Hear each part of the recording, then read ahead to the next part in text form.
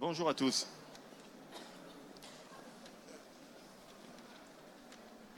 Avant toute chose, je voudrais me présenter. Jean-Marc Roux, enseignant à la faculté de droit d'Aix-Marseille et intervenant sur le salon de la copropriété depuis un certain nombre d'années.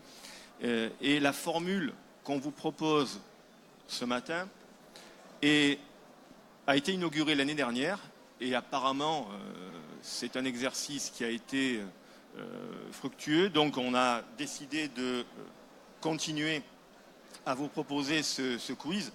Alors dans un premier temps, je voudrais vous signaler que les questions que vous seriez amenés à poser sont, d'après les organisateurs du salon, des questions qui doivent intéresser le plus grand nombre. Elles peuvent être pratiques, bien entendu, mais il ne s'agit pas de résoudre des questions purement personnelles.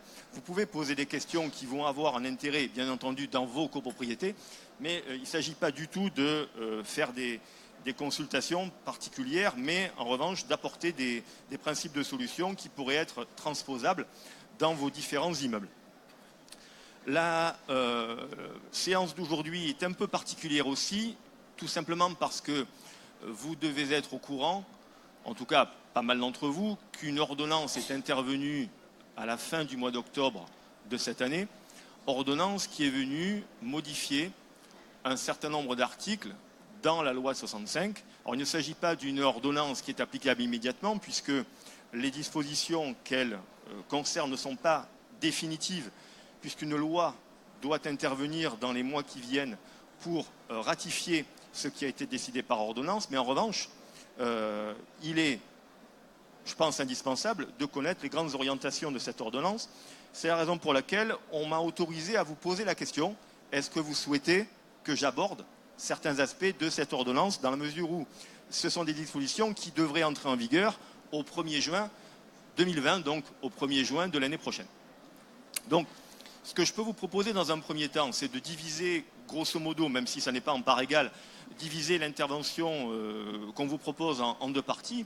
La première partie sera consacrée au quiz qui vous a été proposé à l'origine, et la raison pour laquelle vous êtes là, je pense, pendant environ 3/4 d'heure, et pendant les autres minutes qui vont s'égrener, on verra ensemble les principaux points de l'ordonnance de 2020. Est-ce que vous êtes globalement d'accord avec ça? Si vous avez des questions, donc n'hésitez pas. L'exercice est vraiment à la destination des copropriétaires. Donc si vous avez des interrogations sur tel ou tel point qui intéresse votre copropriété, j'essaierai d'y répondre. Et puis dans un deuxième temps, j'essaierai de vous présenter de façon relativement synthétique aussi les principaux aspects de la réforme de l'ordonnance qu'on appelle Élan du 30 octobre 2019. J'attends vos questions si vous en avez.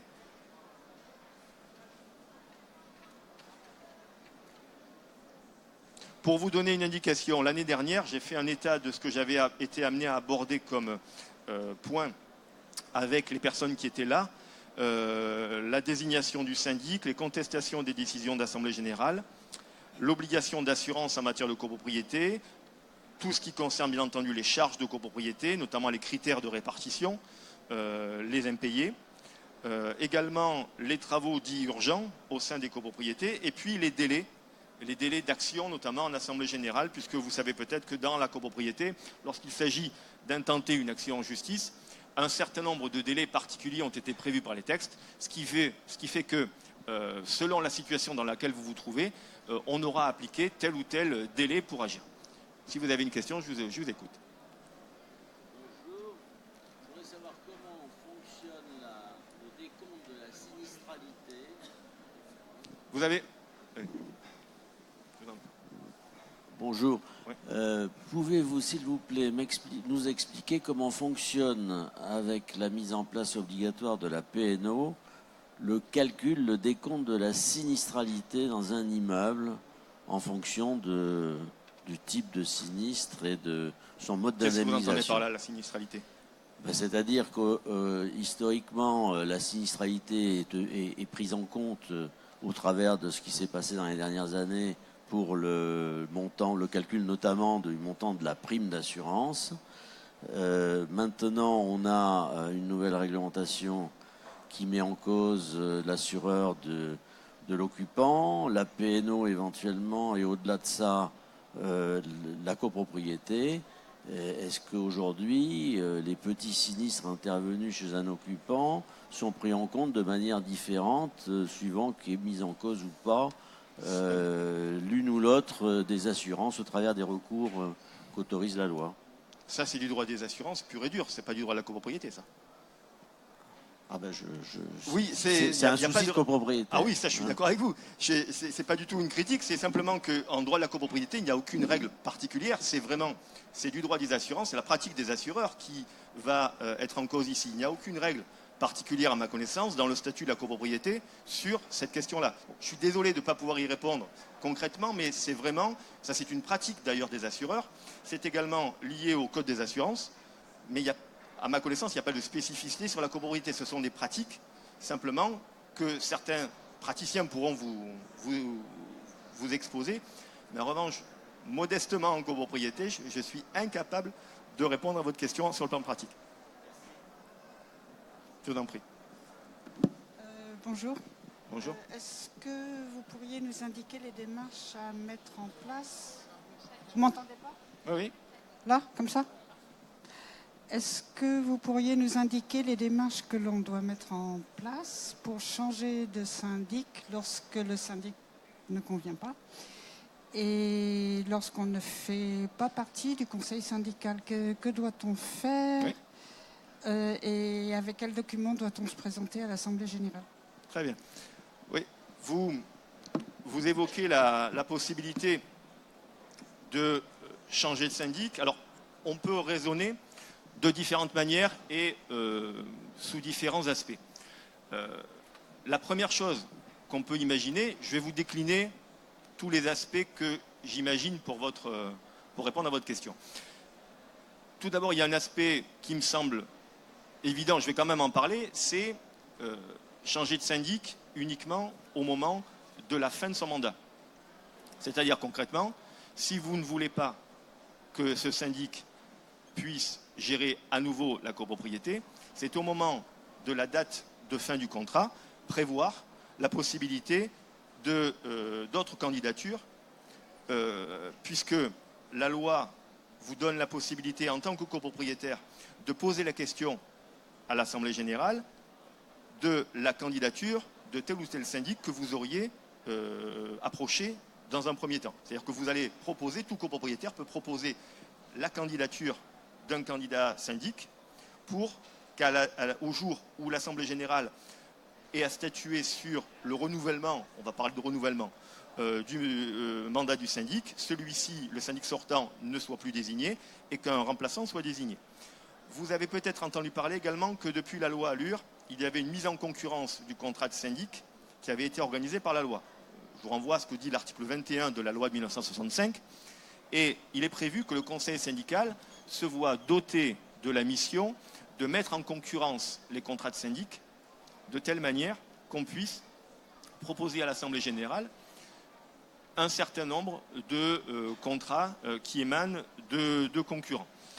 J'ai évoqué il y a un instant l'ordonnance liée à la loi Elan, et cette ordonnance a prévu de modifier justement le cadre de cette mise en concurrence des contrats de syndic. De quelle manière? C'est très simple, c'est que lorsqu'il s'agira de préparer l'Assemblée générale visant à désigner soit le syndic sortant, soit un nouveau syndic, le conseil syndical effectue cette mise en concurrence. Mais par rapport à ce qui se passait les années précédentes, l'ordonnance a prévu qu'on ne fasse pas cette démarche tous les 3 ans, comme c'était prévu par le texte auparavant, puisque ça ne veut rien dire. Tous les 3 ans, ça ne voulait pas dire grand-chose, dans la mesure où un syndic peut être désigné pour 1 an, pour 2 ans ou pour 3 ans. Donc le texte qui prévoit qu'on va mettre en concurrence obligatoirement le syndic avec d'autres tous les 3 ans, ça n'avait pas lieu d'être parce que ça ne correspondait pas à la situation dans toutes les copropriétés. Donc il est prévu dorénavant, avec l'ordonnance, que dès l'instant où on projette de statuer sur le remplacement du syndic de copropriété, le conseil syndical, quelle que soit la date, puisse organiser la mise en concurrence des contrats de syndic, même si le conseil syndical peut se faire dispenser de cette mise en concurrence. Donc déjà, dans un premier temps, pour répondre à votre question, l'étape numéro 1, c'est songer peut-être à ne pas renouveler le mandat du syndic une fois que celui-ci arrivera à expiration. Deuxième possibilité, c'est se séparer du syndic avant la fin de la durée de son mandat. De quelle manière? Eh bien, c'est la révocation du mandat du syndic. Je veux dire par là que la loi organise, c'est l'article 25C de la loi de 1965, la loi organise la possibilité de révoquer le syndic par une décision d'Assemblée générale, ce qui veut dire que préalablement, il faut avoir songé à poser la question à l'Assemblée générale. Est-ce que la question soit inscrite à l'ordre du jour de l'Assemblée générale? Vous imaginez que ça va faire plaisir au syndic, bien entendu, puisque vous lui demandez d'inscrire à l'ordre du jour sa révocation. Mais dans la mesure où la loi l'oblige à indiquer ce que les copropriétaires demandent à l'Assemblée générale, il va devoir s'exécuter. On peut très bien imaginer aussi que sans attendre l'Assemblée générale qui intervient tous les ans, on puisse convoquer une Assemblée générale en cours d'année pour demander la révocation du syndic. Ça va être peut-être d'ailleurs l'un des points uniques qui vont être posés à l'ordre du jour. Concrètement, il y aura 2 ou 3 ordres du jour dans cette Assemblée générale. On aura l'ordre du jour numéro 2, parce que généralement l'ordre du jour numéro 1, c'est la désignation du président de l'Assemblée. Ça va être la révocation du syndic. L'ordre du jour numéro 2, c'est la désignation de nouveaux syndics. On a toujours cette possibilité, puisque vous savez que la loi et le décret de 67 organisent la possibilité pour le président du conseil syndical ou pour un copropriétaire qui possède au moins un quart des voix de tous les copropriétaires de demander la convocation au syndic d'une assemblée générale en cours d'année, de telle manière qu'on puisse étudier telle ou telle question. Donc cette convocation, effectivement, peut porter sur la révocation du syndic à charge. Après, vous parliez de documents, notamment. Là, on n'a pas de volet judiciaire pour le moment. Tout se passe au sein de l'Assemblée générale. À charge pour ceux qui demandent la révocation du syndic de démontrer pour quelles raisons on veut se séparer du syndic, donc essayer de caractériser un certain nombre de comportements qui ne sont pas admissibles pour le syndic de copropriété. Est-ce que ce sont des carences, des négligences qui ont conduit peut-être à des désordres ou à des préjudices au sein de la copropriété? Il faudra en tout cas motiver la décision de révocation. La décision de révocation interviendra et ensuite, si le syndic conteste cette révocation, il faudra, dans un volet judiciaire, expliquer les raisons de cette révocation. Je vous explique pourquoi. Parce que si vous révoquez un syndic au bout de la première année, alors qu'il est désigné pour 3 ans, effectivement, il ne va plus être en fonction, sauf qu'il va pouvoir vous demander en justice des dommages et intérêts, une indemnisation, parce qu'il comptait sur les 2 années d'honoraires pour lesquelles il a été privé, desquelles il a été privé, puisque vous avez une révocation qui est intervenue. Et il faudra à ce moment-là démontrer au juge le juste motif de révocation, c'est-à-dire une raison, on va dire valable, permettant de mettre fin au mandat du syndic sans indemnité parce qu'il a commis des fautes. Ça, il faudra les démontrer, il faudra en rapporter la preuve. Sachez que là aussi, l'ordonnance du 30 octobre 2019 est venue indiquer des règles particulières pour la résiliation du mandat du syndic de copropriété pour des motifs, je vais vous citer l'expression exacte visée par les textes, pour des raisons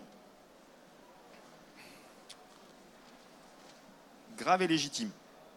Donc la possibilité est consacrée dans l'ordonnance de 2019 de résilier le contrat de syndic par hypothèse avant l'arrivée du terme pour une raison qu'il incombe ensuite à la copropriété de démontrer si le syndic conteste sa résiliation. Donc on n'est pas obligé d'aller jusqu'à la fin du mandat de syndic, on a la possibilité de le révoquer, ça c'est prévu depuis relativement longtemps.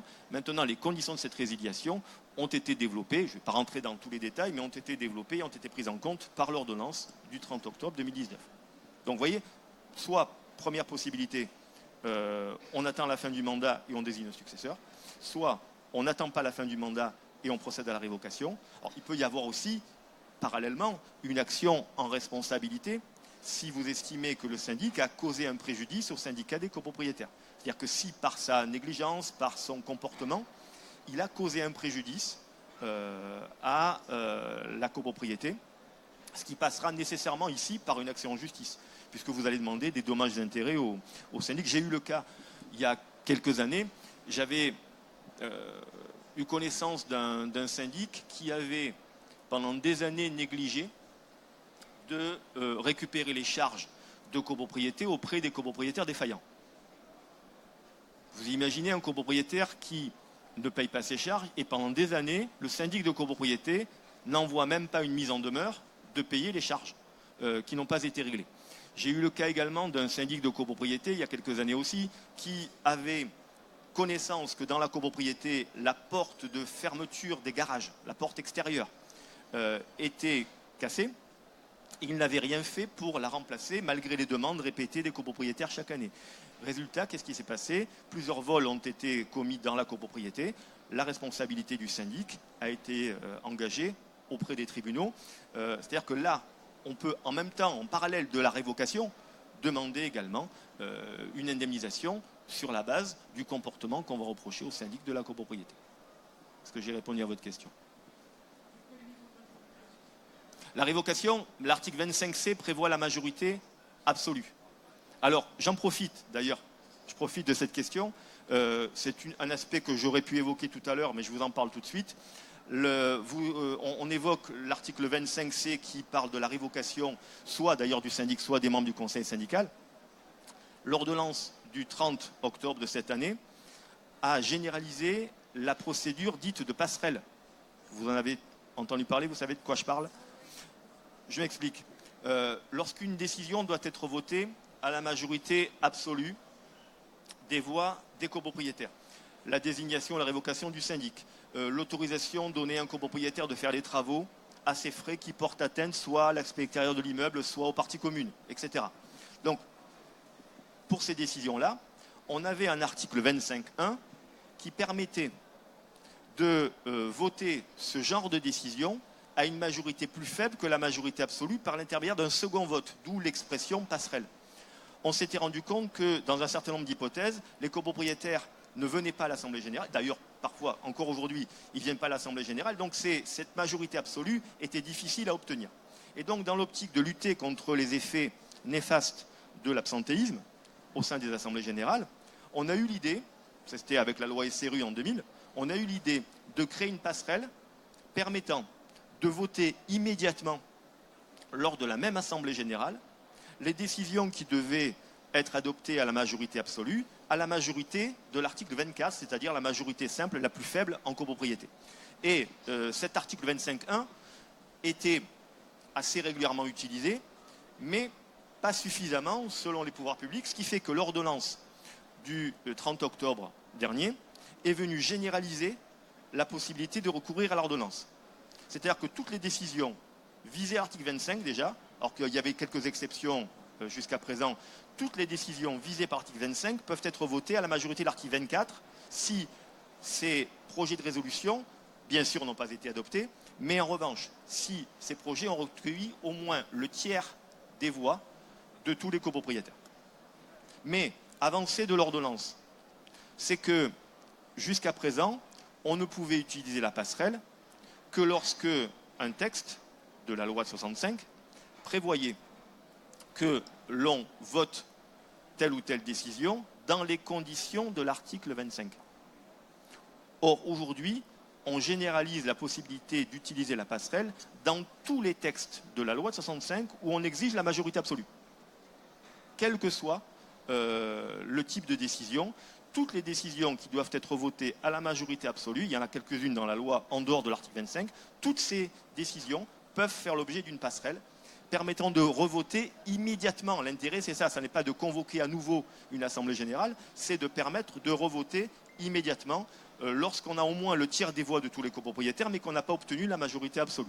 L'intérêt pour vous, c'est que certaines décisions vont pouvoir être adoptées tout de suite, alors qu'auparavant, je ne rentre pas dans les détails, mais auparavant, on permettait, lorsqu'on n'avait pas le tiers des voix de tous les copropriétaires, de convoquer une assemblée générale dans les 3 mois qui puisse adopter la décision dans des conditions facilitées. Là, cette deuxième assemblée générale susceptible d'être convoquée dans les 3 mois, on oublie, elle est abrogée, en tout cas lorsque l'ordonnance entrera en vigueur. En revanche, on généralise la possibilité de passerelle, ce qui fait que la révocation d'un syndic, pour revenir à la question de madame, la révocation et de monsieur, la révocation du syndic pourra être votée soit à la majorité absolue. Si la majorité absolue n'est pas obtenue, mais qu'on a au moins le tiers des voix de tous les copropriétaires qui a voté en faveur de cette révocation, on revotera immédiatement, cette fois la majorité simple de l'article 24. Je vous donne un exemple concret. Si vous avez une copropriété divisée en 10 000 10 millièmes, si on n'a pas obtenu 5 001 voix pour la révocation, mais qu'on a obtenu au moins 3 337 voix pour, on va pouvoir revoter lors de cette assemblée générale à la majorité de l'article 24, c'est-à-dire la majorité des voix exprimées des copropriétaires présents, représentés, et aujourd'hui, avec la loi Elan, vous le savez peut-être, de ceux qui auront voté par correspondance, mais pour le moment, le vote par correspondance, c'est quelque chose qui est plus ou moins mis de côté, dans la mesure où le décret d'application de cette possibilité de voter par correspondance n'est pas encore intervenu. On attend un formulaire de vote par correspondance, et une fois que ce décret sera intervenu, une fois qu'on connaîtra le contenu du formulaire permettant de voter par correspondance, à ce moment-là, les voix de ces personnes qui auront voté à distance pourront être prises en compte dans le calcul de la majorité de l'article 24 de la loi de 1965. Est-ce que j'ai été clair pour tout le monde? Madame. Si vous permettez, j'aurais 2 questions, si elles relèvent bien du domaine de la copropriété. C'est gentil. Première question, l'appel à provision reçu est augmenté de 111%. Dans votre copropriété? Les charges de copropriété. Oui, dans votre copropriété, d'accord. Donc, j'ai demandé le justificatif, c'est-à-dire le détail des calculs. On ne me le fournit pas. On me dit il y a eu des erreurs dans les appels précédents, on rattrape. Est-ce que c'est légal? Et si ce n'est pas légal, que faire? Deuxième question, pour des travaux sur des matériaux en amiante, partie commune, mais dans la partie privative, il y a toute une procédure légale très stricte à suivre que le syndic ne suit pas. Là, pareil, qu'est-ce que je peux faire? Merci. Alors, s'agissant de la première question, d'abord, j'en ai une, moi. Est-ce que vous avez un conseiller syndical dans la copropriété?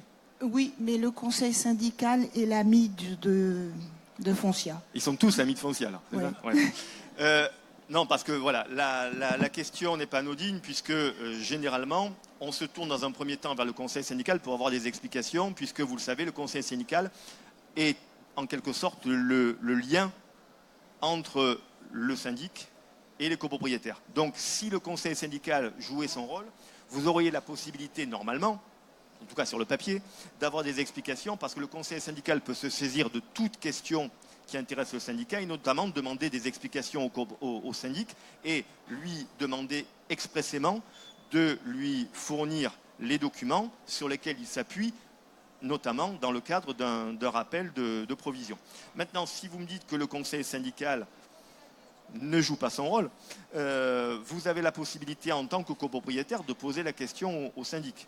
Si le syndic ne vous répond pas, parce que c'est votre compte individuel qui est impacté aussi, ce ne sont pas les comptes uniquement de la copropriété, c'est votre compte individuel, ce sont les appels de fonds qu'on va vous réclamer, généralement trimestriellement.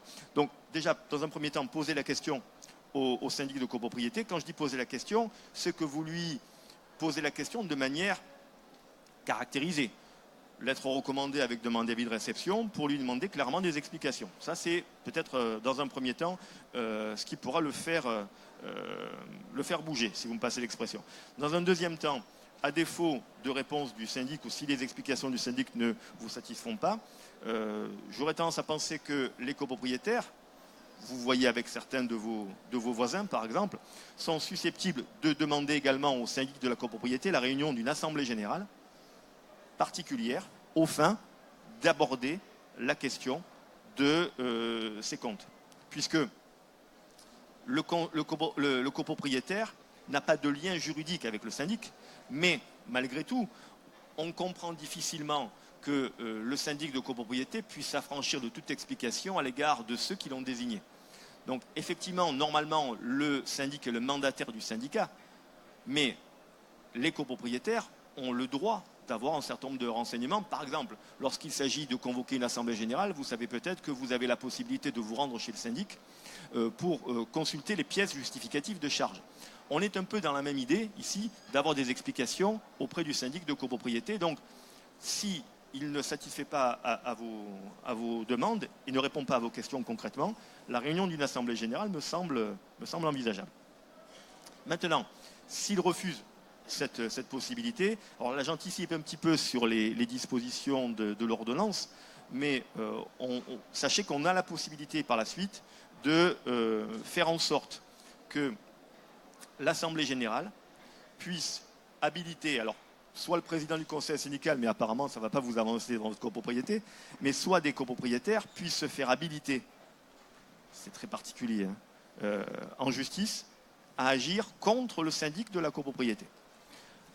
En sachant malgré tout que ces copropriétaires qui se feraient habiliter devraient représenter au moins les 2/3 des voix du syndicat. Ce qui veut dire qu'il y en a un certain nombre, je ne sais pas combien il y a de copropriétaires dans votre immeuble, mais ça veut dire qu'un certain nombre de copropriétaires se réuniraient en vue de rassembler ces 2/3 des voix du syndicat pour ensuite agir en responsabilité contre le syndic de copropriété. Mais dans un premier temps, si vous pouvez avoir des explications par le biais d'une mise en demeure du syndic, au moins, ça me semblerait une bonne avancée.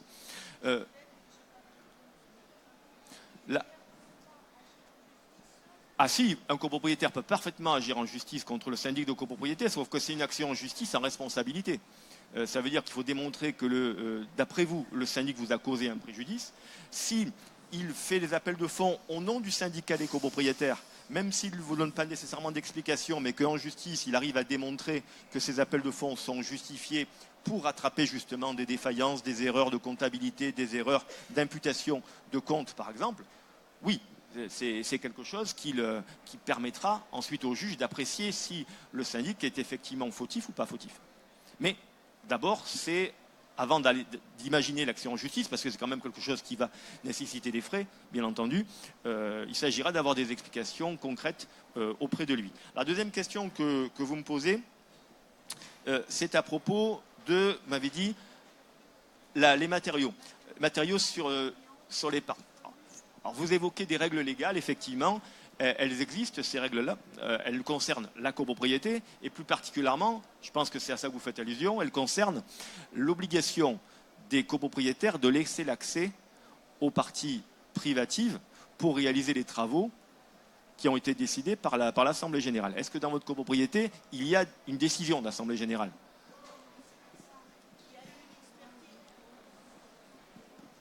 Ça dure depuis 8 ans. J'ai dû assigner, il y a eu une expertise judiciaire qui dit que le syndic est responsable à 100% de ne pas avoir fait les travaux. Maintenant, pour faire les travaux, il y a une procédure très stricte. Il faut faire un prélèvement sur le matériau. Ah, vous parlez de la procédure en matière d'amiante. Oui, il faut faire une analyse, c'est validé par un organisme départemental et après, une société agréée, amiante, peut intervenir. Le syndic ne fait pas du tout ça. Il m'a envoyé un bricoleur plombier qui parle à peine français, qui, au lieu de remplacer un élément complet, il veut scier l'amiante, ce qui est interdit. Et voilà, il me dit prenez rendez-vous avec le plombier. Moi, je pense que c'est pas normal. Je pense aussi. Je pense aussi tout simplement, mais c'est pas du droit de la copropriété, mais c'est, j'irais, du droit commun. C'est en matière d'amiante quelque chose d'extrêmement dangereux que d'intervenir sans avoir une société agréée. Je pense que vous en avez entendu parler. Le simple fait de faire des travaux sur des parties amiantées fait que des particules d'amiante peuvent se répandre dans l'air. Ce qui est excessivement dangereux pour les ouvriers d'ailleurs, comme pour les habitants. Et donc dans ce cas-là, vous avez raison qu'il faut recourir à un organisme agréé, mais j'aurais tendance à penser que les travaux auxquels vous faites allusion pourraient être rangés dans la catégorie des travaux dits urgents. Les travaux dits urgents, c'est-à-dire les travaux qui, avant même une décision d'Assemblée générale, doivent être accomplies par le syndic sans délai. Puisque si on trouve de l'amiante... Ah oui, mais non, je suis d'accord avec vous, ça fait presque 10 ans, mais le problème, c'est que s'il y a un problème sur ces parties communes qui comportent de l'amiante, le risque, il est immédiat. Imaginons que vous ayez un dégât, par exemple, dans la copropriété. Imaginons que quelqu'un veuille faire des travaux, et ces travaux des copropriétaires, ces travaux vont impacter les parties amiantées. Vous imaginez les conséquences que ça peut avoir. Donc j'aurais tendance à penser qu'on pourrait faire entrer dans la catégorie des travaux urgents les travaux qui nécessitent l'intervention sur des parties amiantées, c'est-à-dire qu'il appartient au syndic de copropriété de faire les démarches auprès d'une société agréée et pas de n'importe qui, puisque dans ce cas-là, je pense que le syndic n'est pas conscient du risque qu'il fait courir aux copropriétaires.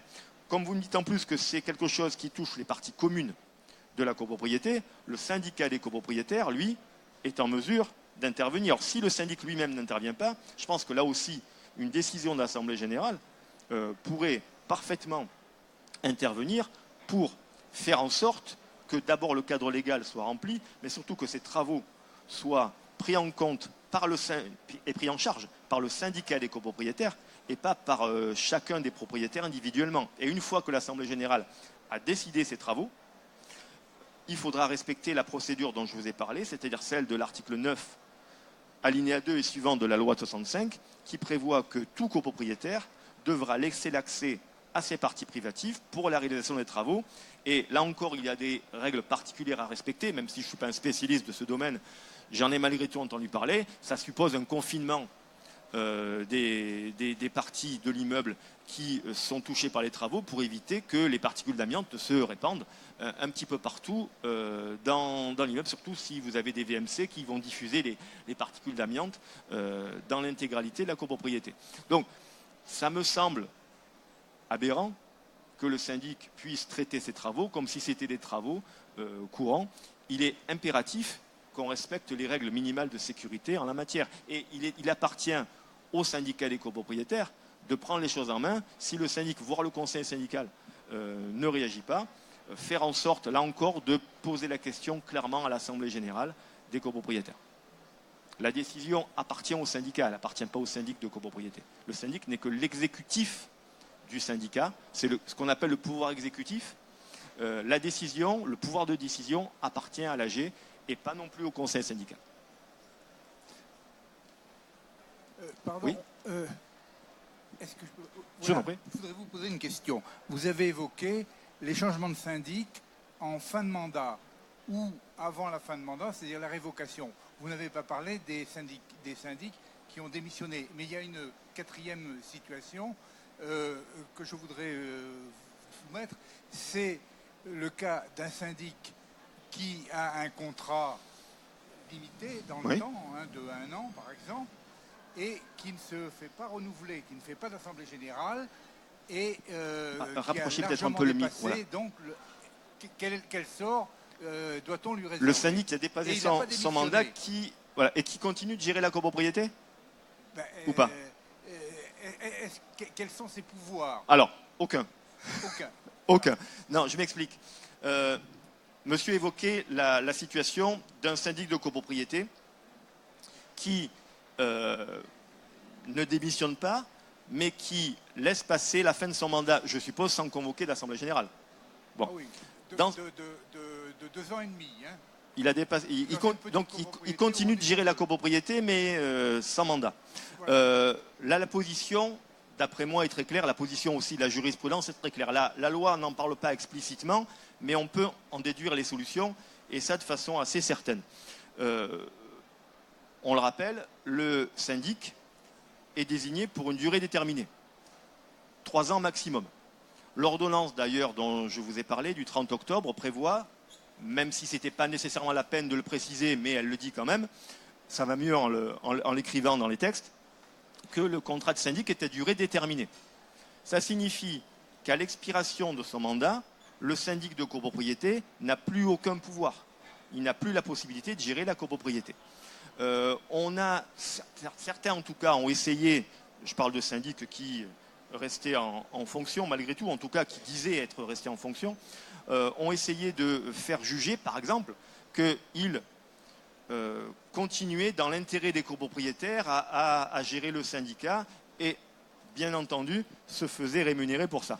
Il est hors de question, nous dit la jurisprudence, qu'on puisse imaginer qu'un syndic de copropriété continue de gérer la copropriété, notamment conclure des contrats ou utiliser le compte de la copropriété, notamment, à l'expiration de son mandat. La jurisprudence a toujours refusé, même dans l'intérêt des copropriétaires, qu'un syndic puisse exercer une administration de la copropriété au-delà de la durée. On admet cette hypothèse dans d'autres cas, je pense notamment en droit des sociétés, dans d'autres hypothèses où des personnes dépassent la durée de leur mandat.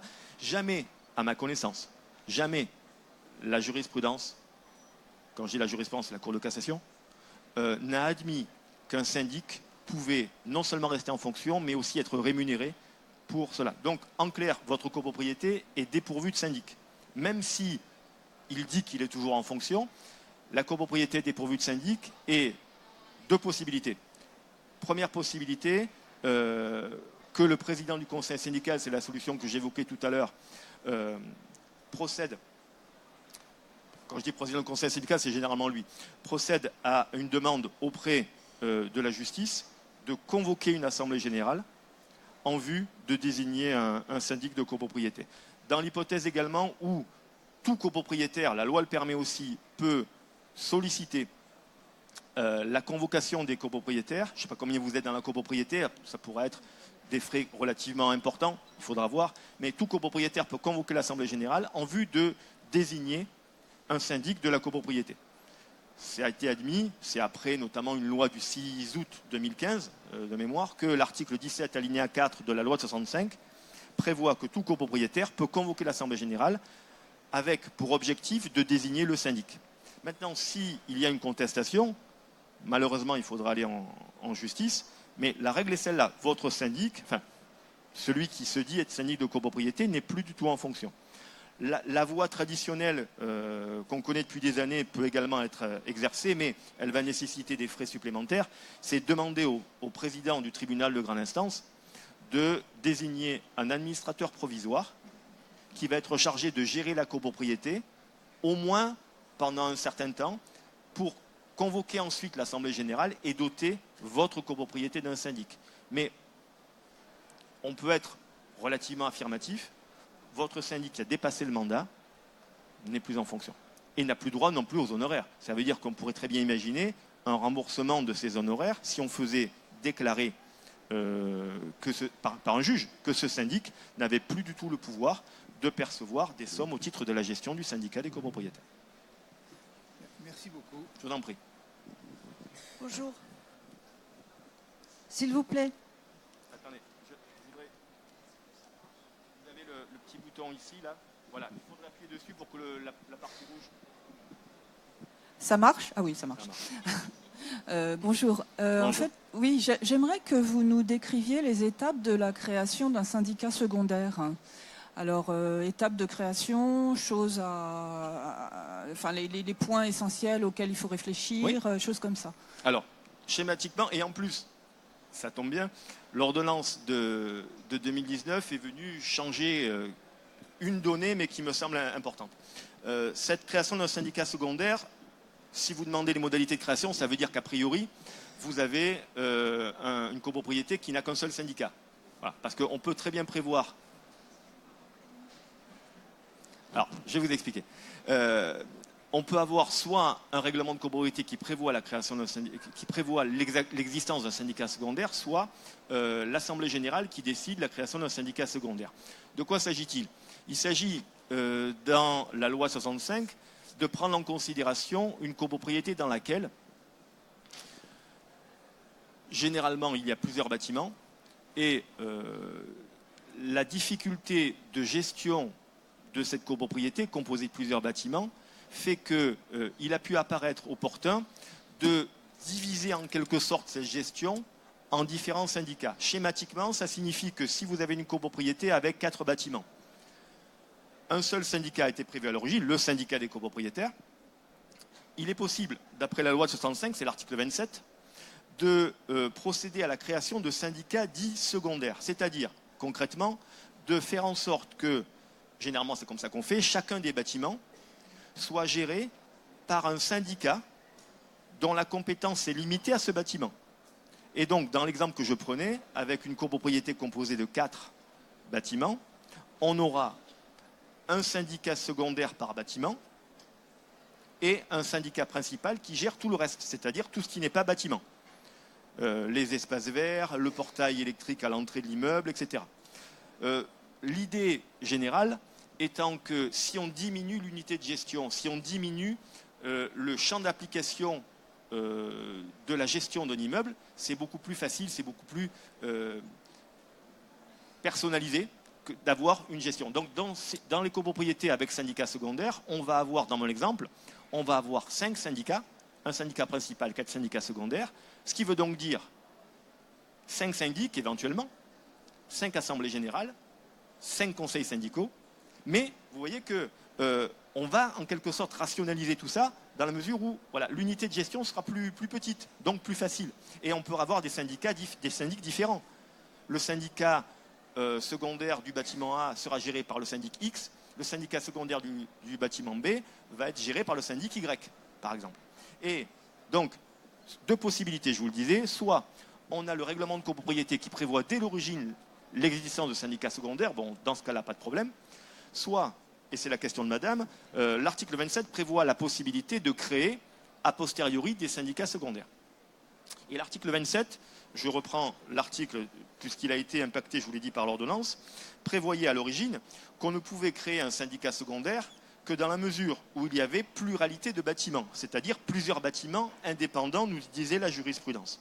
Aujourd'hui, la possibilité de créer un syndicat secondaire est étendue à des hypothèses dans lesquelles il peut y avoir des liaisons entre les bâtiments, mais où ces liaisons sont susceptibles d'être gérées de façon autonome. Je m'explique. Vous avez 2 bâtiments qui, a priori, sont indépendants, qui ne se touchent pas, il n'y a pas de passerelle, il n'y a rien entre les deux. Sauf que vous avez des garages qui sont en dessous des bâtiments et qui relient les 2 bâtiments. La jurisprudence, jusqu'à présent, nous disait, jusqu'en 2018 de mémoire, nous disait pas de pluralité de bâtiments, donc pas de syndicat secondaire possible. Jusqu'à ce qu'il y ait une évolution qui a conduit la Cour de cassation à nous dire que si on pouvait gérer les lots garages indépendamment des bâtiments, à ce moment-là, on peut créer un syndicat secondaire par bâtiment, voire un syndicat secondaire pour les garages. C'est ce qui a été consacré par l'ordonnance de 2004. Il est indiqué, je cite, que lorsque l'immeuble comporte plusieurs bâtiments ou plusieurs entités homogènes susceptibles d'une gestion autonome, les copropriétaires sont susceptibles de prévoir la création d'un syndicat secondaire. Et dans ce cas-là, ça se passe en 2 étapes. Je me réfère à l'article 27 de l'ordonnance de la loi de 65. C'est, première étape, les copropriétaires qui composent l'un des bâtiments peuvent se réunir en assemblée générale, qu'on appelle une assemblée générale spéciale, pour voter la création d'un syndicat secondaire. Donc ils se réunissent en AG spécial. Le bâtiment A, par exemple, les copropriétaires se réunissent pour dire on a envie que le bâtiment A soit géré par un syndicat secondaire. C'est une décision qui est adoptée à la majorité des voix de tous les copropriétaires, c'est-à-dire la majorité absolue. Et ensuite, ce syndicat secondaire pourra avoir une gestion autonome, il pourra avoir une gestion comme n'importe quel syndicat de copropriétaires, il aura la personnalité morale, mais ça passe avant tout par cette réunion d'une assemblée générale spéciale. Et ensuite, la création du syndicat secondaire sera la conséquence de cette décision. La nouveauté de l'ordonnance, c'est également que, auparavant, on ne pouvait pas recourir à la passerelle dont je vous ai parlé tout à l'heure. C'est-à-dire, si on n'a pas la majorité absolue, mais qu'on a la majorité des voix de tous les copropriétaires, on peut voter à une majorité plus faible. C'était une impossibilité auparavant que d'utiliser cette passerelle de l'article 25.1. Aujourd'hui, avec la réforme de l'ordonnance du 30 octobre, on a cette possibilité-là puisqu'on a étendu la passerelle à tous les cas dans lesquels la majorité absolue était nécessaire. Et une fois qu'on a cette décision qui est devenue définitive, le syndicat secondaire pourra être mis en place. il faudrait un micro, autrement personne ne va entendre. Oui, s'il vous plaît. S'il vous plaît. Vous avez une question complémentaire au syndicat secondaire et ensuite je réponds à votre question. J'ai une question qui concerne Je sais. le point précédent. J'arrive.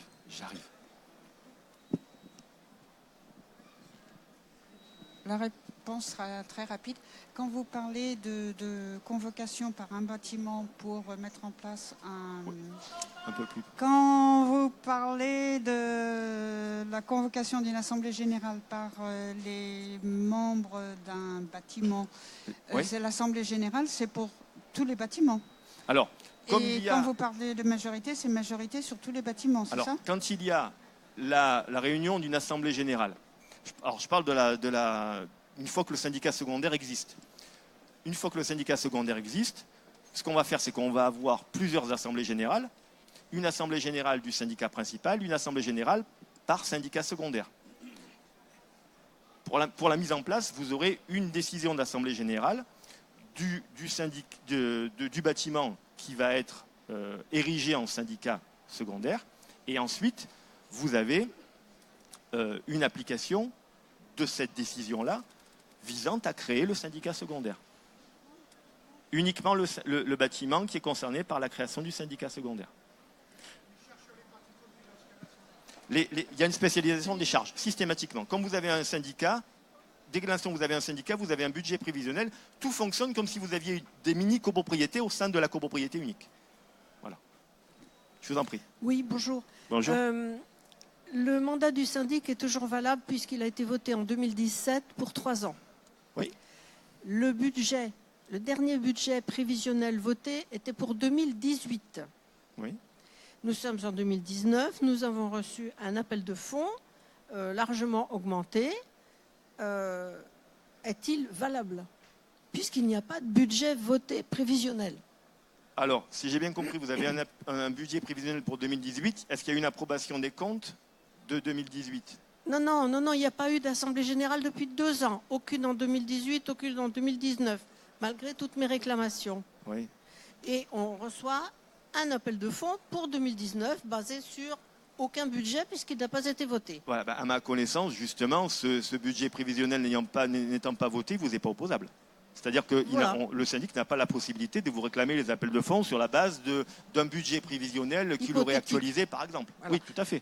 Je lui ai envoyé une lettre lui disant que je refusais de payer puisqu'il n'y avait pas de budget prévisionnel et je n'ai reçu aucune mise en demeure, bien évidemment. Il est nécessaire que vous ayez au moins une assemblée générale par an. Ben oui. Et à l'occasion de cette assemblée générale annuelle, on aura, vous le savez, 2 aspects récurrents.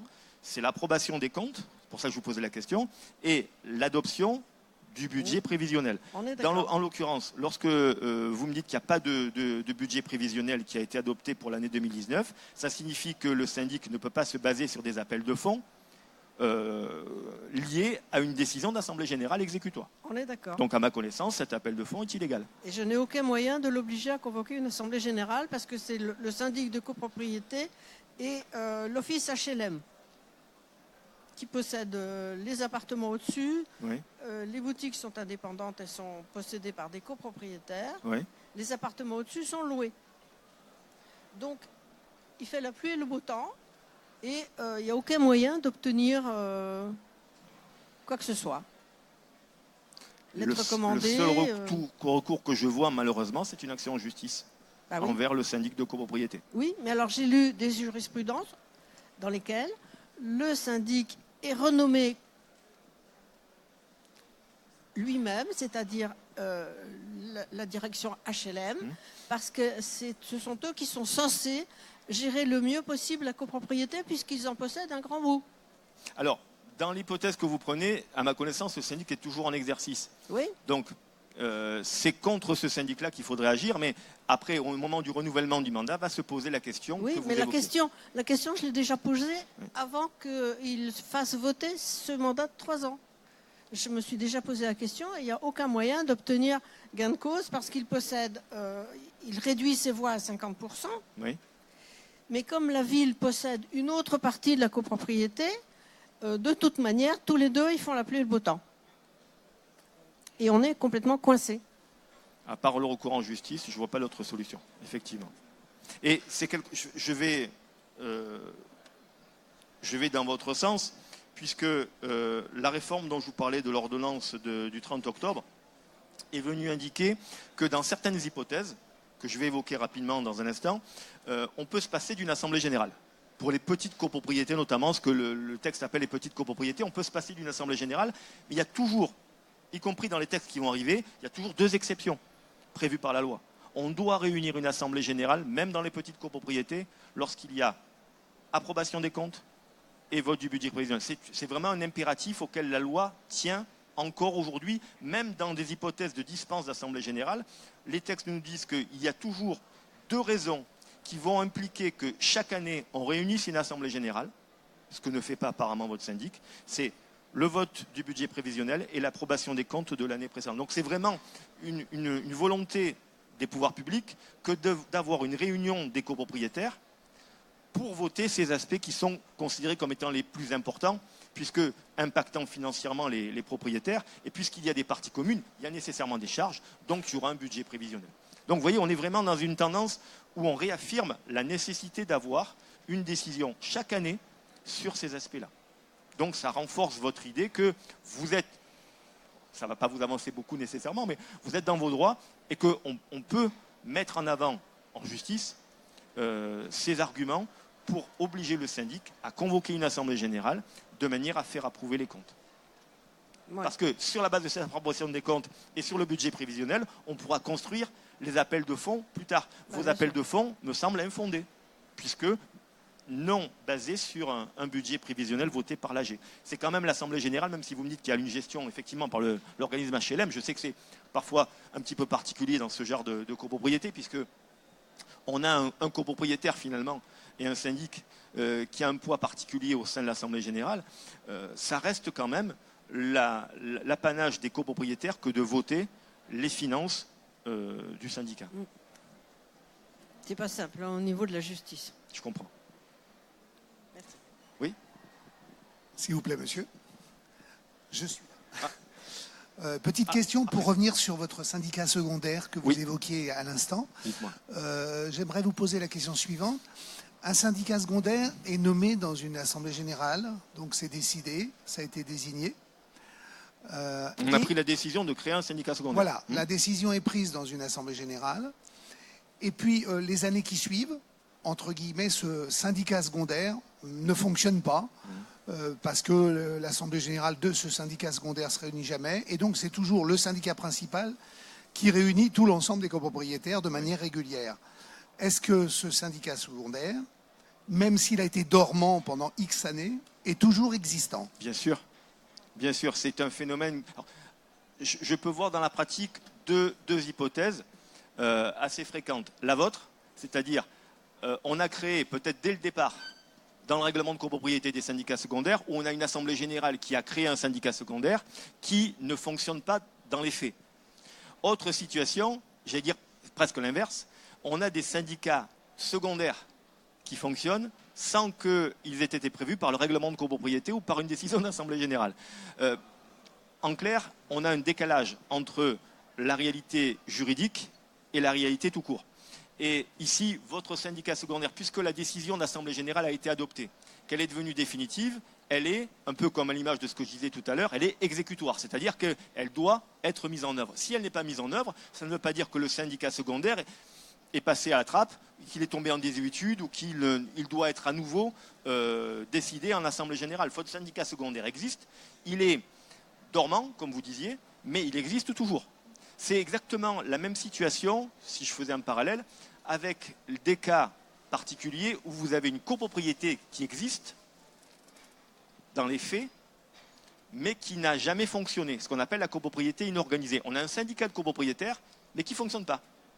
On a un bâtiment divisé en plusieurs lots, avec différents propriétaires, donc un bâtiment qui normalement est soumis au statut de la copropriété, mais on n'a jamais organisé le syndicat. Il n'y a pas de syndic, il n'y a pas d'assemblée générale, et pourtant, nous dit la jurisprudence, ce syndicat des copropriétaires existe par l'effet de la loi.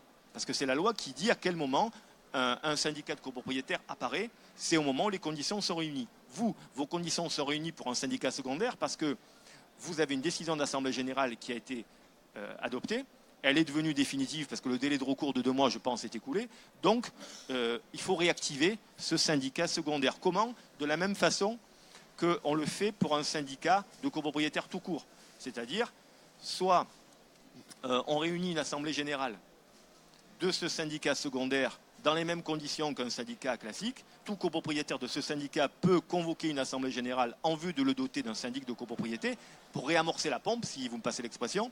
Soit, deuxième possibilité, mais ça va générer d'autres frais, on demande au président du tribunal de grande instance la désignation d'un administrateur provisoire du syndicat secondaire qui se chargera de convoquer une assemblée générale en vue de désigner le syndic de ce syndicat secondaire.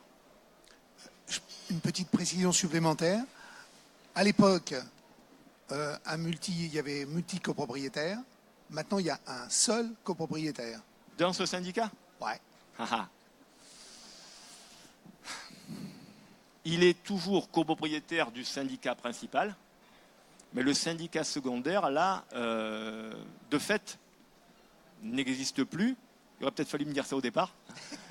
Parce que un syndicat de copropriétaires existe, qu'il soit secondaire ou principal, dès l'instant où vous avez un immeuble bâti, une pluralité de propriétaires et une division de l'immeuble en lots. Vous avez les 2, mais pas les 3 conditions. La pluralité de propriétaires n'existe plus. Donc le syndicat secondaire, là, il est effectivement dormant et il pourra être réactivé si jamais on avait 2 propriétaires différents de l'eau dans ce bâtiment. Mais là, aujourd'hui, il ne remplit plus les conditions pour que le syndicat secondaire puisse exister. Merci. Je vous en prie. Monsieur.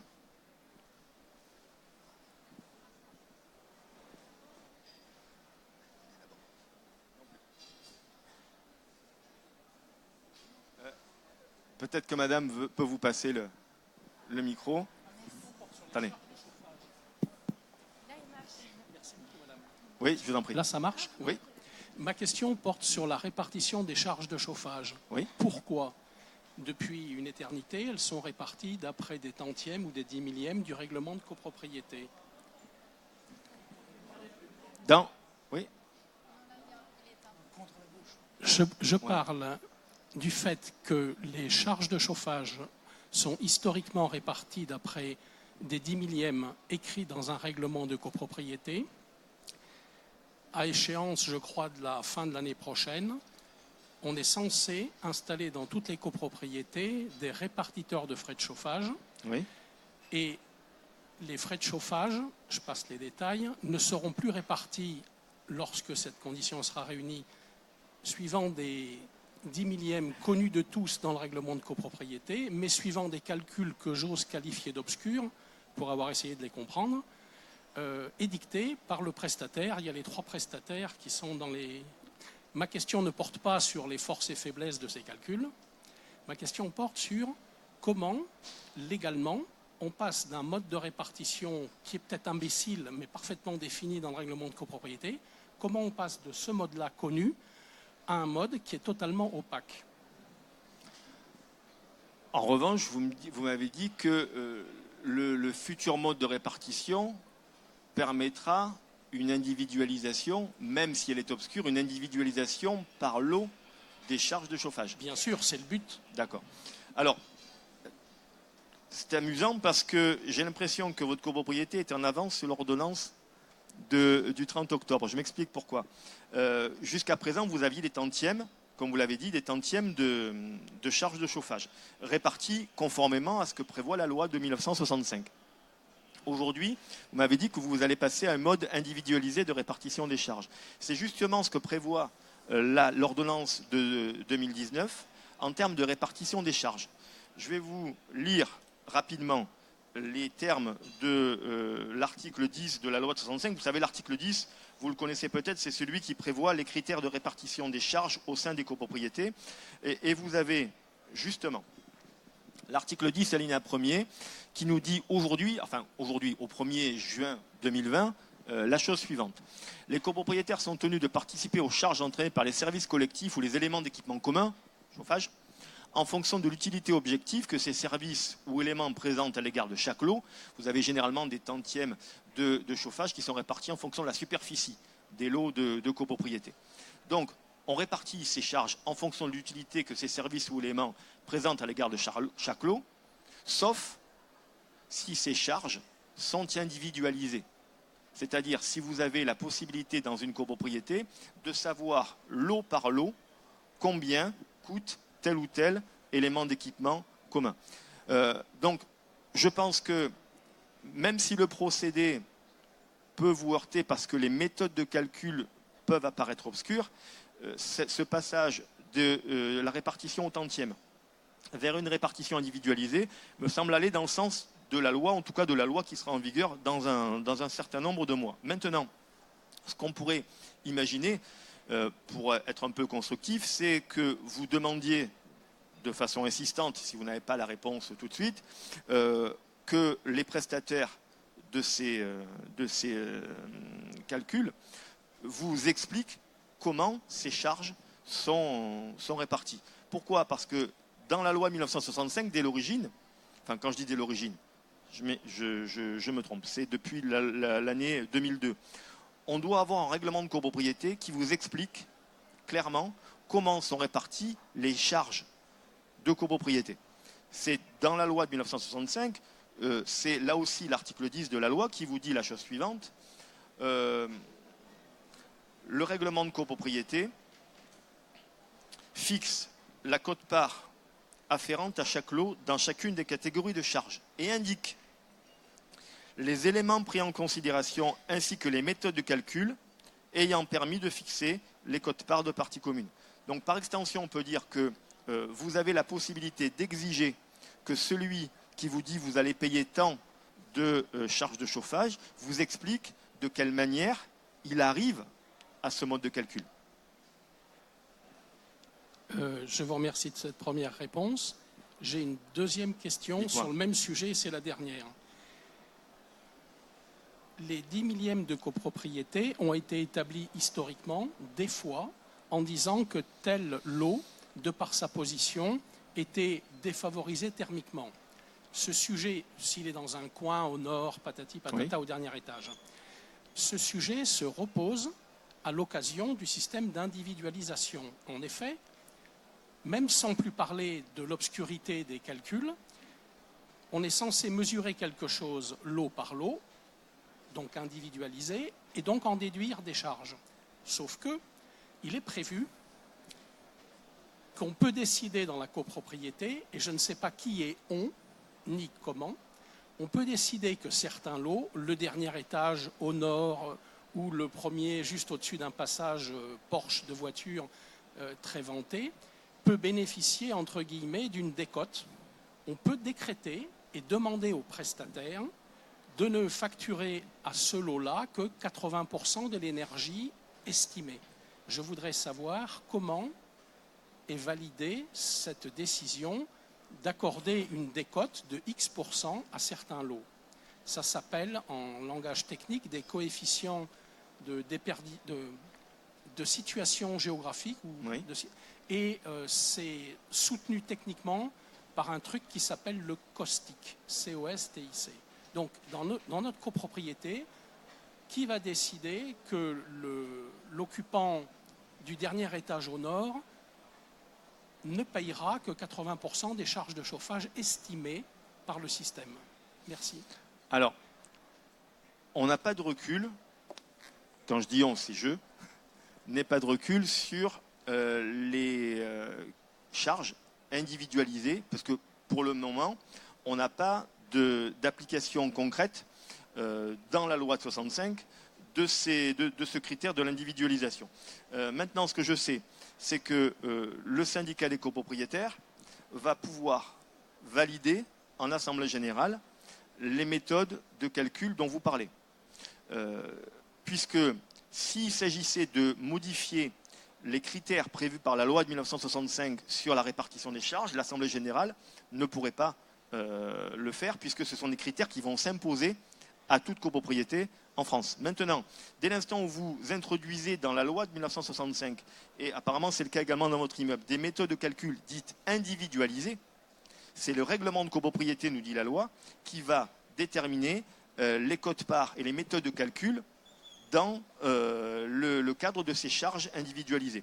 Je pense donc que c'est, quand on dit on, c'est l'Assemblée générale des copropriétaires qui va déterminer dans le règlement de copropriété de quelle manière tenir compte de ces coefficients particuliers dont vous parlez.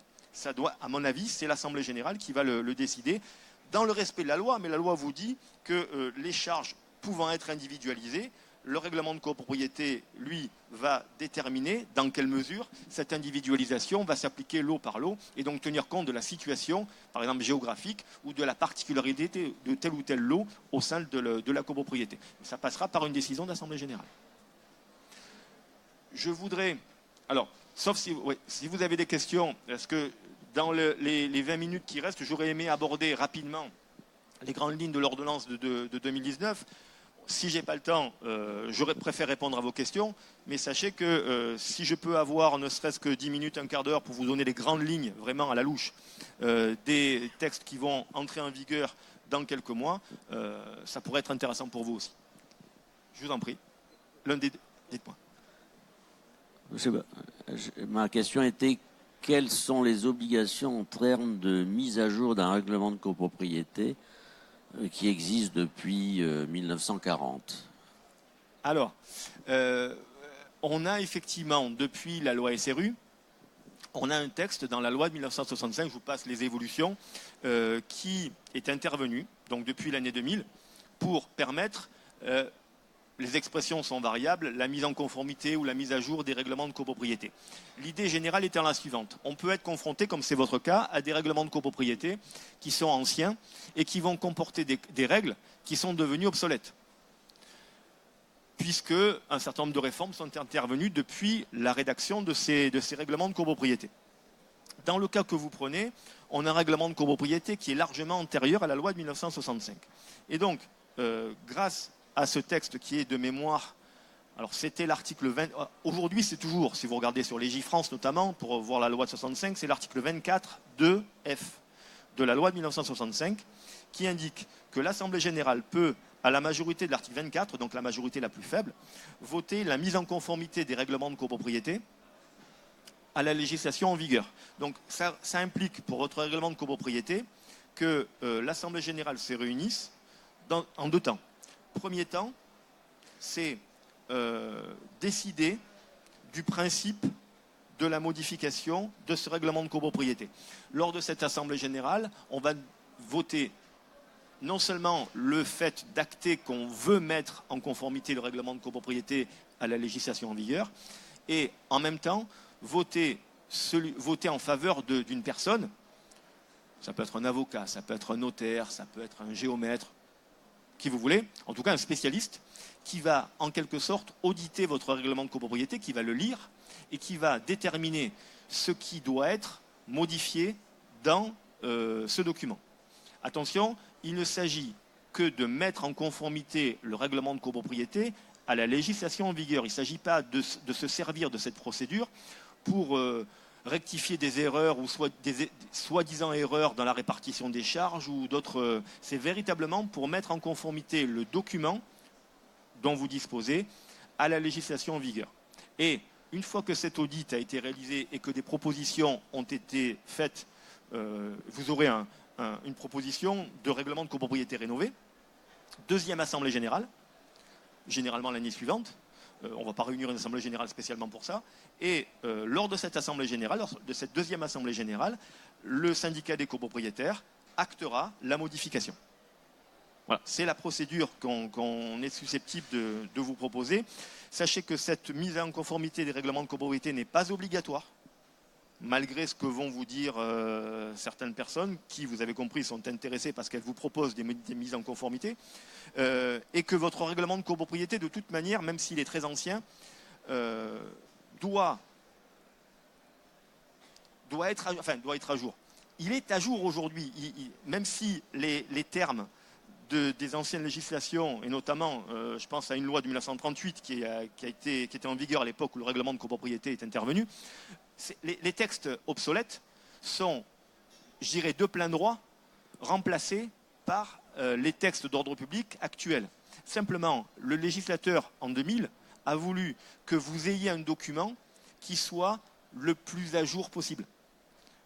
Donc, pour éviter toute difficulté pour savoir ce qui est applicable, pas applicable, etc., on facilite aux copropriétaires la possibilité de modifier le règlement de copropriété à la majorité la plus faible, parce que normalement, si vous voulez modifier un règlement de copropriété, vous devez le faire à la double majorité, l'article 26. Bon. Mais là, c'est simplement pour le mettre en conformité. Donc voilà, première assemblée générale, on décide du principe de l'audit, de la modification du règlement de copro et on désigne, avec un budget, celui qui va auditer le règlement de copropriété. L'année suivante, on vote, on acte le document, on vote la modification qui a été proposée par le juriste spécialisé dans ce domaine. Mais ce n'est toujours pas une obligation. Ce n'est pas une obligation, en aucune façon. Et même dans les nouveaux textes. Même dans les nouveaux textes. Merci. Je vous en prie. Question, excusez-moi. Après, c'est vous. Merci. En cas d'accident du gardien d'immeuble, si un gardien d'immeuble a un accident de personne, est-ce que le conseil syndical peut être impliqué sur le plan juridique pour négligence, si jamais voilà. À ma connaissance, non. Il y a une réponse de principe et après, on peut voir au cas par cas. Mais le principe, c'est non. D'abord, parce que le conseil syndical n'existe pas en tant que personne, n'a pas ce qu'on appelle la personnalité juridique. C'est-à-dire qu'il n'est pas une entité qu'on peut attraire en justice. On ne peut attraire en justice que les membres du conseil syndical, mais pas le conseil syndical au premier chef. Ensuite, si vous voulez attraire en justice les membres du conseil syndical, il faut démontrer que certains membres individuellement sont à l'origine du préjudice subi par le gardien. Bon, c'est pas évident, sauf si vous avez un membre du conseil syndical qui a une altercation un peu vive avec le concierge ou le gardien, ce qui ne sera pas nécessairement le cas.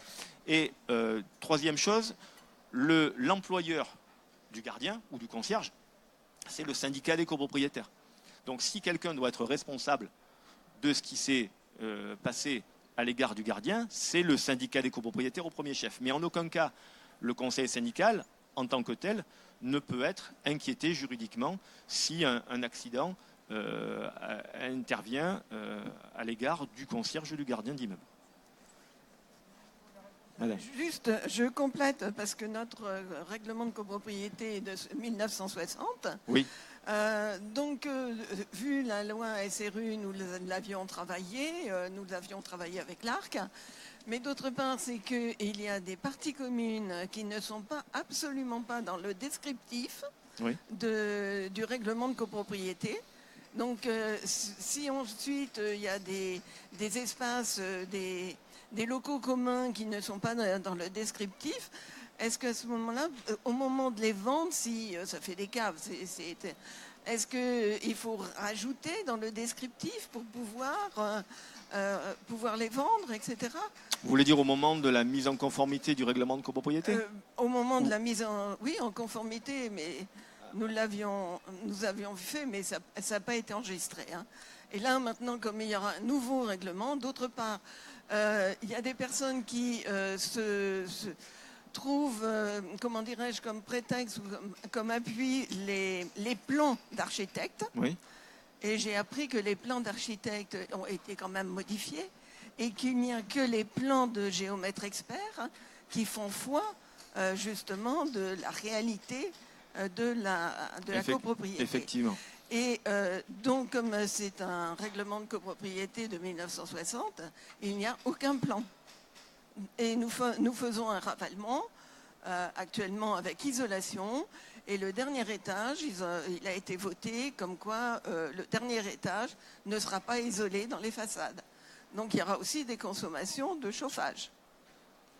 Qu'est-ce qu'on peut faire ? Le fait que le règlement de copropriété ne comporte aucune indication qu'il y ait un décalage, en tout cas, entre le règlement de copropriété et la situation matérielle de l'immeuble, fait que vous devez, je pense, faire en sorte que cette adéquation soit prise en compte aujourd'hui. Mais tout d'abord, pour rebondir sur la question de monsieur et en liaison, il est hors de question, à ma connaissance, qu'on puisse servir de la mise en conformité du règlement de copropriété pour rattraper les hiatus entre ce qu'on a aujourd'hui dans l'immeuble et ce que dit le règlement de copropriété. Encore une fois, parce que l'idée du législateur en 2000, c'était de permettre simplement ce qu'on peut appeler un toilettage du règlement de copropriété pour tenir compte de l'intervention de X réformes intervenues entre le moment où il a été rédigé et le moment où on se trouve à l'heure actuelle, où on va poser la question à l'Assemblée générale. Donc, je sais que c'est tentant. Je sais que je parlais des charges de copropriété, mais j'ai vu également assez souvent ce cas-là, où on avait les plans d'origine qui ont été définis, et quand on voit la copropriété telle qu'elle se présente aujourd'hui, c'est pas du tout ça. Il y a des places de parking qui n'existent plus, où on a créé des places de parking. Là, vous me parlez des caves, c'est la même chose. Mais je ne pense pas me tromper en vous disant qu'il n'y a pas de possibilité de se servir de cette mise en conformité des règlements de copropriété pour rectifier les erreurs ou les différences entre ce que vous avez aujourd'hui et ce qu'indique le règlement de copropriété. Autrement, n'importe quel copropriétaire pourrait, à ma connaissance, demander l'annulation de la décision d'Assemblée générale ayant validé la modification du règlement de copropriété. Vous ne pouvez pas vous servir. Je sais que certains, je ne donnerai pas de nom, mais certains professionnels ont eu une vision assez large, assez compréhensive de cette mise en conformité des règlements de copropriété pour dire, mais de toute façon, vous inquiétez pas, tout ce qui ne va pas, on pourra le faire passer à la majorité de l'article 24. Là, attention, si vous dites qu'il y a des parties communes qui n'ont pas été prises en compte, je pense que ça va aboutir à la nécessité, et en pratique, elle sera très difficile à obtenir, d'avoir une assemblée générale qui statue à l'unanimité. Dès l'instant où vous touchez au tantième de propriété, au tantième de copropriété, vous devez impérativement avoir une décision à l'unanimité. Et je pense que la position de la Cour de cassation est très claire et elle a toujours été dans ce sens-là. Si on peut modifier parfois les charges de copropriété parce qu'il y a eu des difficultés liées à des changements de destination, etc. En revanche, si on touche au tantième de propriété, c'est systématiquement l'unanimité. On ne peut pas faire l'économie de cela sous prétexte qu'on vote la mise en conformité du règlement de copropriété. Alors là, vous parliez de tantième de copropriété, et comme ça a été, lorsque l'immeuble a été créé, enfin les immeubles, parce que mais qui se touchent, qui font qu'un bâtiment quand même, oui. Et il y a eu, c'était une société en non collectif, donc nous avons des tantièmes de copropriété, et ensuite des tantièmes de charges générales, des tantièmes d'ascenseurs, etc. Oui. Et c'est très difficile parce que les copropriétaires ne comprennent pas la différence entre le tantième de copropriété et le tantième de charge générale. Et il y a des fois, le syndic dit que c'est vraiment difficile à faire tout comprendre et que est-ce qu'il faut encore garder les tantièmes de copropriété? Enfin, je veux dire que c'est... Mais je pense que c'est pour... S'il y a vraiment un incendie, que là, ça sera le tantième de copropriété pour une reconstruction. Qui serviront effectivement, à la répartition des indemnités et puis à savoir qui va assumer la charge de la reconstruction. Mais vous avez raison, on voit dans certaines copropriétés une différence avec les années entre les tantièmes de charge et les tantièmes de propriété. À l'origine, et je parle dans un monde parfait, on a, au moment de la naissance de la copropriété, les tantièmes de charge qui correspondent aux tantièmes de propriété. Oui, et avec les évolutions, avec les évolutions effectivement que peut connaître l'immeuble, on va créer des surfaces supplémentaires, etc. On va avoir une différence entre les tantièmes de charge qui vont évoluer, eux, et les tantièmes de propriété qui vont rester les mêmes.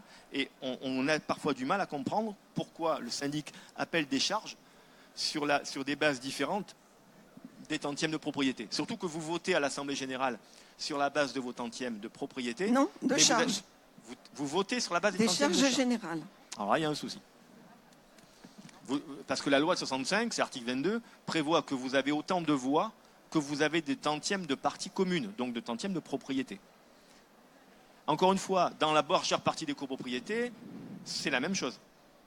Dans les copropriétés où il y a une différence, si vous devez voter, on tient compte de la répartition des tantièmes de propriété qui vont ensuite générer des décisions qui vont appeler des charges qui, elles, seront réparties selon des tantièmes de charges qui, généralement, sont les mêmes et qui, peuvent être différentes.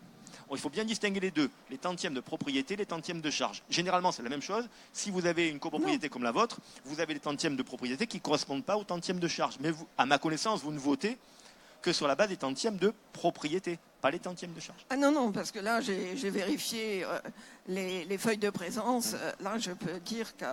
Et si les parties communes ne sont pas dans le descriptif, est-ce qu'elles pourront être vendues? Ça va être difficile parce que il faut que le syndicat des copropriétaires soit, comme on dit, titré, c'est-à-dire qu'on identifie dans le règlement de copropriété ce qui est une partie commune. Alors, je veux bien avec un géomètre expert. Alors là, oui, là le recours à un géomètre expert me semble inévitable. Mais une fois que vous aurez acté cela, ce qu'on dit d'habitude est vrai, à savoir que si vous avez un silence du règlement de copropriété qui n'identifie pas tel ou tel élément de l'immeuble comme une partie privative, c'est commun. On le dit et généralement c'est vrai. Je préfère me référer aux critères de la loi de 65 qui nous dit la chose suivante: est une partie commune ce qui est affecté à l'usage ou à l'utilité de tous les copropriétaires ou de plusieurs d'entre eux. Si effectivement vous parlez de couloirs, de cours, etc., qui ne sont pas visés dans le règlement de copropriété, j'aurais tendance à penser que dans le silence du règlement de copropriété, et ce qu'indique l'article 3, ce sont des parties communes, effectivement. Non écrite. Non écrites. Non écrite. Mais parce que l'article 3 de la loi 65 vous dit que, prévoit le cas, dans le silence du règlement de copropriété, il y a des parties qui sont réputées communes, et on vous donne toute une liste d'éléments que vous pouvez consulter. Hein. Et on vous dit qu'il s'agit des voies d'accès, du gros œuvre des bâtiments, des cours, des couloirs, etc. Donc je pense que ces éléments-là, même qui ne sont pas indiqués expressément dans le règlement de copropriété, peuvent être qualifiés de parties communes. Mais là, ce sont des locaux fermés, vraiment fermés. Locaux à usage commun, parce que est-ce qu'ils sont réservés est-ce qu'ils sont réservés à certains copropriétaires ou pas? Non. Non. Je pense à ce moment-là qu'on peut jouer sur la présomption de la loi qui dit que dans ce cas-là, ces locaux qui ne sont pas réservés à l'usage ou à l'utilité d'un copropriétaire ou de quelques-uns des copropriétaires sont réputés communs. Merci. Oui, alors, en théorie, j'ai 5 minutes. Je ne sais pas si on peut dépasser. Alors, rapidement. Dans l'ordonnance de 2019, on a grosso modo 4 grands points. Premier point, je vais aller assez vite, sur le statut de la copropriété, sur le champ d'application de la copropriété et sur les règles applicables à toute copropriété. Au lendemain de l'ordonnance, au 1er juin donc 2020, on aura le statut de la copropriété qui sera appliqué de façon impérative, de façon obligatoire, uniquement aux copropriétés qui possèdent au moins un lot à usage d'habitation, c'est-à-dire une grande majorité des copropriétés en France. En revanche, dès l'instant où une copropriété n'a pas du tout de lot à usage d'habitation, on pourra prévoir une organisation différente que le régime de la copropriété. Bon, je ne pense pas que ça concerne beaucoup de personnes ici.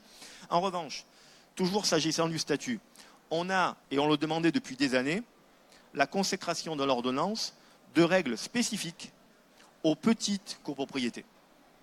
Vous savez peut-être qu'une grande majorité des copropriétés en France possèdent un petit nombre de lots, entre 9 et 11 logements.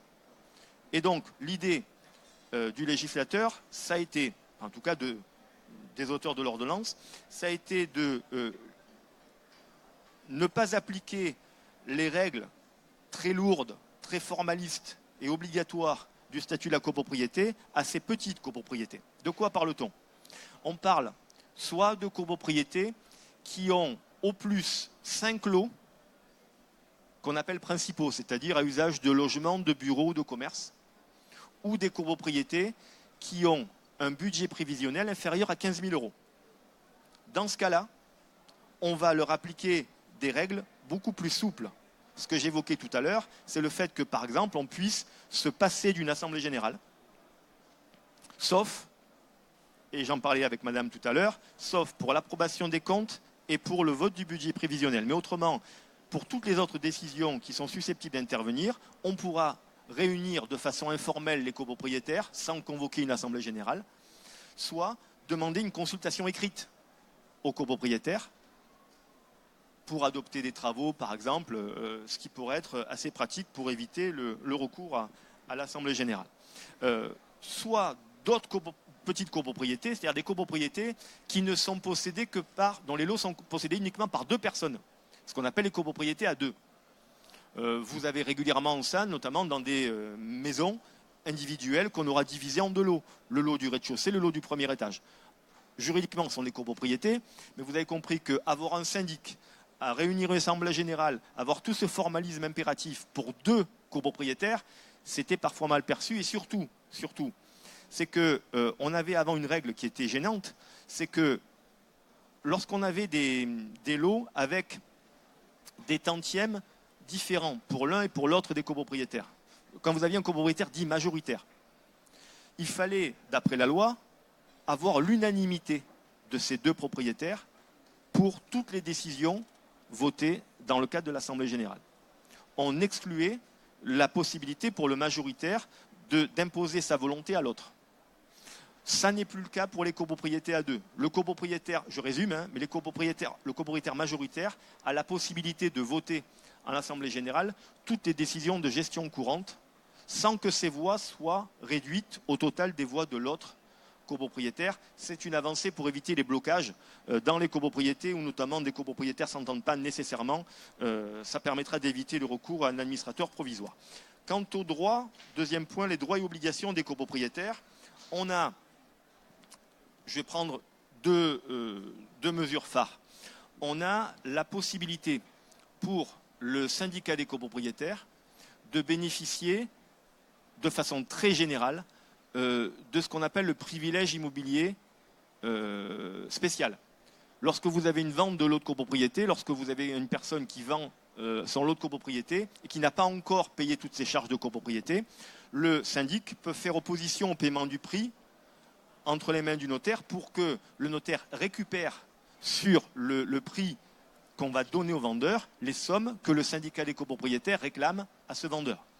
Et pour garantir ce paiement en priorité au syndicat et pas aux autres créanciers du vendeur, on a créé, en 1994, un privilège immobilier spécial. Aujourd'hui, ce privilège couvre absolument toutes les sommes que le vendeur doit au syndicat des copropriétaires. Donc le syndicat pourra récupérer en priorité tout ce que doit le vendeur au syndicat. Et deuxième mesure phare, c'est l'accessibilité aux personnes handicapées ou à mobilité réduite. Jusqu'à présent, un copropriétaire devait demander l'autorisation à l'Assemblée générale de faire ses travaux et l'Assemblée générale votait à la majorité la plus faible, la majorité de l'article 24.